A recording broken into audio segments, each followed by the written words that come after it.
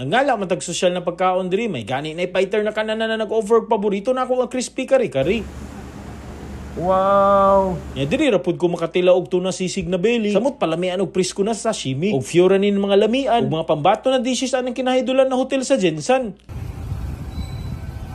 Naadeta sa Cafe Summit, restaurant sa The Grand Summit, General Santos City. Sa Honorio Ariola Street, corner Aradaza Street, Lagaw, General Santos City. Grabe kanindot sa ambience, mura garden feels, comfy, ug manindot jud mong dining experience. Cafe Summit is actually one of the all-day dining restaurants of Grand Summit. Grand Summit, of course, is a 4-star hotel. It's an upscale hotel. We're actually the first Muslim-friendly hotel established here in the region. Cafe Summit is actually operating from 6 in the morning until 10 in the evening, and we're serving international cuisines po, and mostly our a la carte. So what's in front of you is, well, these are all our best-selling items. So basically, what's in front of you, sir, is we have our tuna sashimi. This one is our Malaysian laksa. Wow. And then our own version of the tuna sisig. This one is actually crispy crackling pork kare-kare. Yan actually ang top item namin, no? And of course, we have our signature dessert, which is the Grand Chocolate Cake. Wow, excited na Yes. ako. So na-order ko talaga yung mga best-selling ninyo po. Yes po. Thank you so much. And then excited pa ako mamayang gabi But just surprise me later po. Yes, sir. Marami pa po kaming i-feature dyan sa inyo. Thank so, you po. sana po ma-enjoy niyo po yung aming dishes. We are actually open to the public. Wow, thank you so much. And sobrang galing nyo po kasi kinoconsider nyo po yung ating mga Muslim brothers and sisters Yes. for this. Thank you and I salute you. So, pero gutom na po ako, so kakain na po ako. Sige po. Thank you Please po. enjoy po. Thank you. Okay mga idol, sugdan na nato ang hub-hub sa atong kinahidulan diri nga upscale 4-star hotel diri sa Jensan. Grabe ka privilege na ako diri na makauntag ingani ka pangalamian karon sa atong first lunch diri sa Jensan. Wow, what a day. So of course magsugod ta og higop og sabaw sa ilang laksa. Mao niyang laksa. So ang laksa niya basically is a Malaysian dish mong gini siya. So mura siya kanang ramen version nila nga glass noodles. Nay seafood, nay meat, nay egg, fish ball. Napod ni siya tawgi di ay. Wow, look at that. So, nakanindot ani nay pagka turmeric ni siya, gata, I think. So, ato ning unang kanon. Cheers. Okay, wow. Grabe, Lord.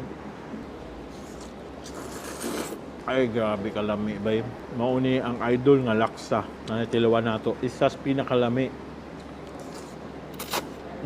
Authenticity, savoriness, check. 5 out of 5. Grabe. Kayo ang gata. Grabe ang combination sa texture, sa lasa, sa mga toppings ug uban pa. Grabe na kada best ug maka-addict ni. Balik og Jensan, definitely kanito akong unang kaunon. Next na po idol ang ilahang sashimi. Tuna sashimi. Of course, naata sa Jensan. So, may problema ang tuna. Daman nimo ang freshness sa tuna. Naadiha. Siyempre, naadiha ang wasabi. Naadiha ang kikuman soy sauce. Dip na to. Gamay. Na, o diba? Tuna sashimi, grabe ka solid. Cheers. Bye. Grabe ka refreshing. Grabe ka lami. Kanina po ang ilang tuna sisig. Isa sa ilang panghambog best selling. So na diri tuna, umbot unsa ni siya sauce. Okay, kuha na to, pahiro na to ni. Bye. Unsa man ni? What sorcery is this? Grabe niya kalami. Mayonnaise din siya nga magpa-cream gamay. Kung unsay lasa sa kapangpangan sisig, maog siya hapit tungod sa iyang ka-sourness, sa iyang sisig ug yang di gani mo halos madama ang iyang tuna tungod sa iyang kalami sa sibuyas.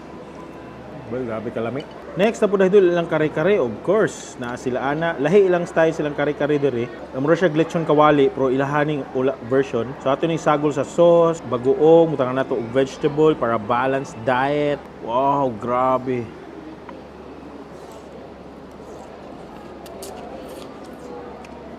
Uy, grabe. Mao de best selling ni tanan kay perti mong lami at tanan oy. Hands down sa ilang mga pagkaon diri. Grabe, makalimot man ko sa akong mga regular na mga pagkaon, mga fried chicken, ang uban pa diyang sardinas. Kung pwede pa lang ug ma-afford nato ni pirmi kada adlaw, kani jud akong pirmi kaunon. Grabe ka idol. Good job silang kare-kare sauce. Authentic gud siya nga kare-kare. And sakto ang pagka-freshness lang vegetables. Saludo. Kanina pod ang ilahang Summit Chocolate Cake. Panghambog na nila. Nya kanindot ani social kay naay gold na flake na ay. Syempre ato nang tilawon kay panagsarata diri.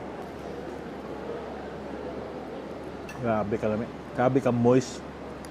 Nindot kay lang cake, perting moist good siya. Ano lang chocolate cake, chocolate kayo. Pahambog nila ni na pineapple juice. So kani is gikan ni siya sa Puno Mulok. Kaya na may dako nga farm pineapple dito. So gipanhambog nila na sa freshness ug sa lahi nga lasa. Tilaw na to, refreshment. Ari na mo diri kung ari mga imong Jensen nya, wa pa mo kitag hotel, visit Grand Summit Hotel, kanilang 4-star hotel. Dili ka mahayan ng rooms, affordable ra. Ilang mga pagkaon kani worth it kaayo diri sa Cafe Summit. So suway gid sila kay grabe ka solid. Dagan pa sila classic mga putahe nga lamian, comfortable ug nindot pagid ambience. Ari na mo diri attack na. Hanap na po tag lain na food trip, mangita tag snacks later diri ra gyapon sa Grand Summit. Nice, refreshing kayo. So mga kalma tara binga dulutihan ni. Ingay siya kadako. Nga siya kadako. Iyan ako sa kamera sir. Wow. Ang tanan na sir makaon kita nan. Oh, makaon ni wa nay karas. Kaon gyud ni tanan siya. Unya na kanito mga kalma kay free suka o gusto. Wala uy. Anli na. Unya ni suway pud mi aning pini kadako. Ano say na? Wa na siya kanang ganggang na siya. Ganggang ko no. Alright. Wala giwahiwa na ni sir. Murag lami jud kay ni sir ba. Umok yun ni siya. Tarawa mga kalma. Ay nan dulit eh. Kay dulit.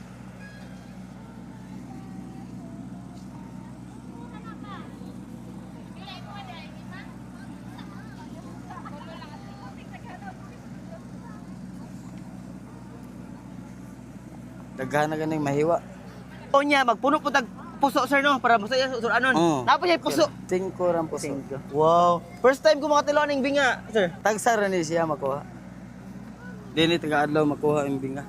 Lindot po na imo una og kan power beast. Flower base? Mm. Madala na mo sir. Okay, dada na. Pwede rin imong souvenir ko Oo. no tanan. Mahal kay na sa sumbinero na. If sa restaurant sir mahal ni. Mahal ni. Mao ni siya first class nga kuan gyud kinason. If sa restaurant mahal ni siya. Mahal ni siya. Ako ni yung tinay makaon pud na. Kaon na. Wa ni lami kay na. Wa ni karas ni siya. Kaon gyud ni siya tanan. Sa kuan pata sa isda pa ni siya. Mao ni siya tambok. Sa kay nga 200 pesos na siya makalma. If sa restaurant ni sir pila juga ni. nana sa mga 300 o 450.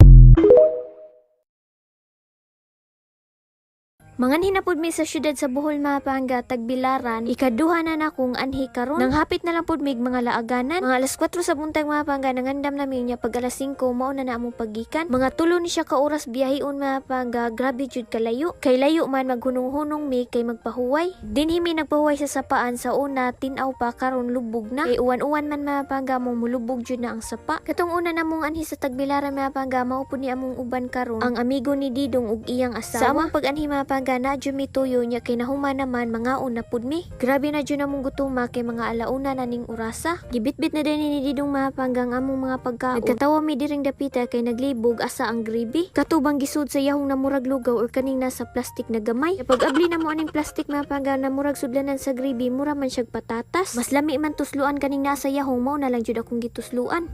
Sa una pod katong una namong kaon ani naglibog mi sa juice. Pagtilaw na mo wa may kalasa-lasa ay naa pa man dayto itimpla. Karon na unta na okay na ang juice dinhi pud mi naglibog sa gravy. Pait jud ning tagsara mga kaon ani. Gumana mo paniud Mapanga manguli na pud mi kay layo-layo pa jud tagbiyahian. Kita man tag naisuruyanan ni hapit na lang pud. Grabe kalipay ni Didong tinawag unang dagway. Igo ra mi naghikap-hikap Mapanga wala na mi ni alsa. Asa ka mulagpot ang espiritu kung alsahon.